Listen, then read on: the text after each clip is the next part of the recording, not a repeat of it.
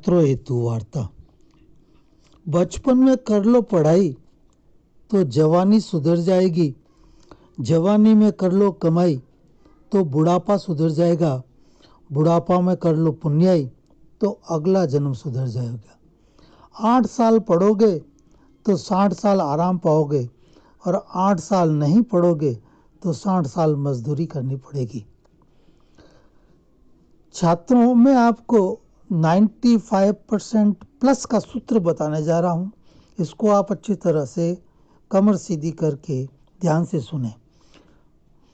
3 चीज़ें ऐसी है जिसमें कुछ भी खर्च नहीं होता। आपका स्वास्थ्य बढ़ेगा, आपकी एकाग्रता बढ़ेगी, आपकी स्मरण शक्ति बढ़ेगी। वह है कमर सीधी रखना, चेहरे पे मुस्कुराहट रखना और जब भी याद आए आपको लंबी गहरी सांस लेनी है। अब मैं आपको बताने जा रहा हूँ कि 95% प्लस का सूत्र। आपको जो भी विद्यालय में पढ़ाया जा रहा है उसको घर से पढ़ कर के जाएं, विद्यालय में पढ़ें और घर से आकर वापस पढ़ें। उसमें कोई भी आपको कठिनाई महसूस होती है तो दूसरे दिन अपने आचार्य जी से अवश्य पूछें। पढ़ते समय आपको रेखांकन करना है, नोट्स बनाने हैं और अपने सूत्रों का निर्माण करना है जिससे आप अच्छी तरह विषय वस्तु को याद कर लें। पढ़ते समय 2 विषयों के बीच में अंतराल रखना बहुत आवश्यक है। इसमें आप अंतराल में लंबी गहरी सांस ले सकते हैं, टहल सकते हैं, प्राणाकर्षण प्राणायाम कर सकते हैं, म्यूजिक सुन सकते हैं, चुटकुला सुन सकते हैं इत्यादि। कुछ भी चीज़ से आप अंतराल अवश्य लें। सुलेख आपका बहुत बढ़िया होना चाहिए। जिनका सुलेख बढ़िया है और विषय वस्तु का अधिकार है उनको 100% नंबर भी मिले हैं। मैं जीव विज्ञान का शिक्षक रहा हूँ। मैंने जीव विज्ञान में 100 में से 100 अंक दिए हैं। उसका एक ही कारण था कि उस उत्तर पुस्तिका को देखते ही मुझे आत्मिक आनंद की अनुभूति हुई। सुलेख मोती जैसे थे। प्रश्न का उत्तर एक शब्द में पूछा तो एक शब्द में दिया हुआ, 2 लाइन में पूछा तो 2 लाइन में दिया हुआ और 3 प्रश्न में पूछा तो 3 प्रश्न में दिया हुआ। कहीं पर भी कोई अनगढ़ बात नहीं लिखी हुई थी। तो मैंने उनमें बच्चों को 100% नंबर दिए। तो हमारे साथी बंधुओं ने कहा कि हमने गणित में तो 100% सुने हैं, जीव विज्ञान में तो नहीं सुने। तो मैंने कहा भाई आपके कभी 80% या उससे ज़्यादा अंक आए क्या? तो उन्होंने कहा नहीं। तो जिसके नहीं आया वो नहीं देने की सोच सकता है। विद्या भारती की एक बालिका के हिंदी में 100 में से 99 अंक आए। उसका एक ही कारण था कि उसके सुलेख बहुत मोती जैसे अच्छे थे एवं उसके व्याकरण की कोई त्रुटि नहीं थी।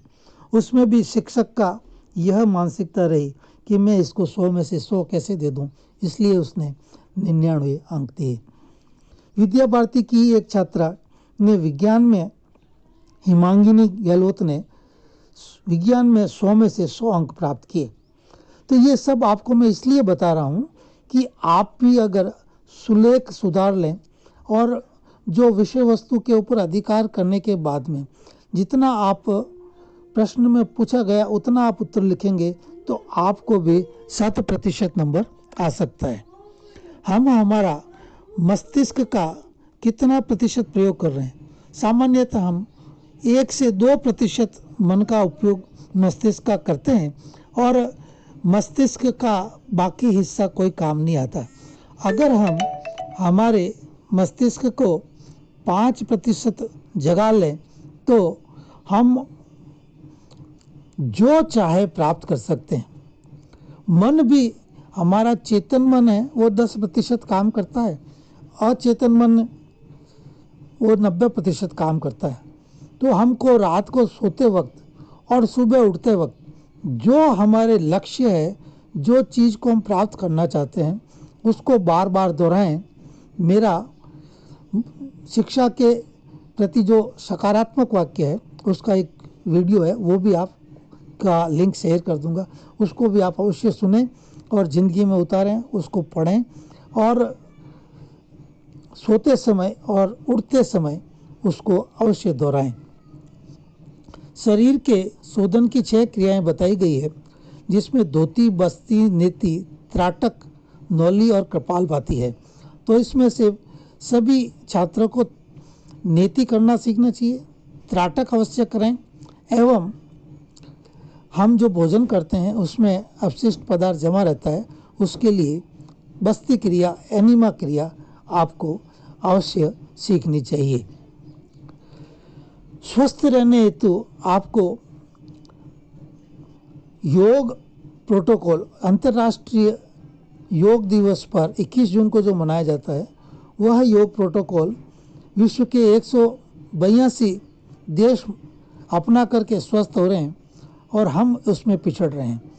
इसका जो आमुख है पुस्तक का, वह श्रीमान नरेंद्र जी मोदी प्रधानमंत्री महोदय ने लिखा है, जिसमें उन्होंने लिखा है कि अगर आप ये योग प्रोटोकॉल करते हैं तो आपका गारंटी से आपका स्वास्थ्य ठीक हो जाएगा। और इसके साथ आहार विहार का भी थोड़ा बदलाव करना पड़ेगा। योग प्रोटोकॉल का अगर आपके पास समय नहीं है तो आप सूर्य नमस्कार करें। न्यूनतम क्या कर सकते हैं, इसका भी मेरा एक लिंक रहेगा, वो आपको मैं दे दूंगा।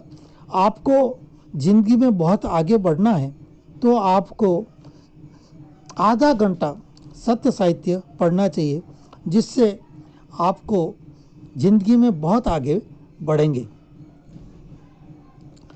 आप अपने जीवन में शॉर्टकट नहीं अपनाएं। जो जितना शॉर्टकट अपनाएगा वह उतना आगे जाकर के उसको सफलता नहीं मिलेगी।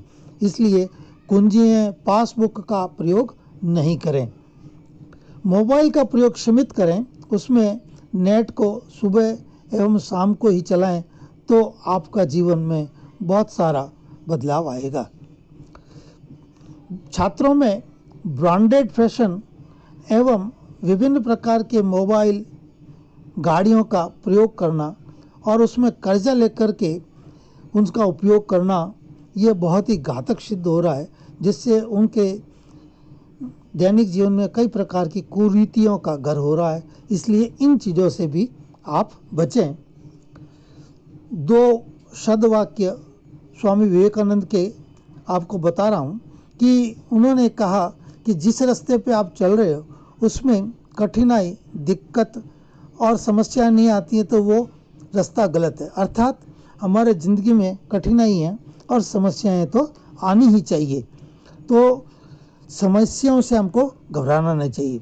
दूसरा, विवेकानंद जी का एक श्रेष्ठ विचार है कि आप अपने मस्तिष्क के अंदर श्रेष्ठ विचारों को भर दो, वो आपको श्रेष्ठ कार्यों की ओर धकेल देंगे। और मैं पिछले 17 साल से गायत्री शक्तिपीठ से जुड़ा हुआ हूँ। परम पूज्य गुरुदेव पंडित श्री राम शर्मा जी आचार्य का एक सदवाक्य है, प्रसन्न रहने के 2 उपाय।